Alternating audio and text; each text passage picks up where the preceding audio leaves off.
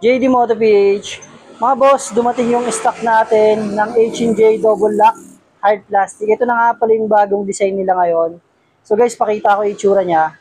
Ayan na siya ngayon. Yan. So meron na siyang emblem sa harap na pangkotse halos. Stainless lock, double. And naka-reflectorize sticker na formado na rin siya. So yung pinakadagdag dyan sa harap is yung pinaka-emblem niya. Sa loob, ang pinakadinagdag nila is yung para sa support na stopper para iwas bali ng takip. Yan o. Iwas low thread ng takip din. Yan. So, may zipper na yung may zipper na yung bulsa niya. Naka 2 double leather inner liner. Metal yung base plate na ginagamit. And formado na rin yung susi niya.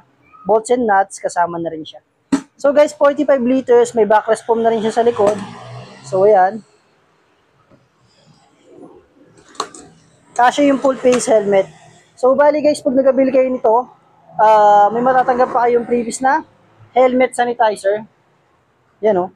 Helmet sanitizer, clean champ, magic towel, at keychain. Either naka Yamaha kayo, Honda, or Kawasaki, Suzuki. Meron kami niyang available, previous. So, nakabox pa yan mismo. Ang ganda ng box.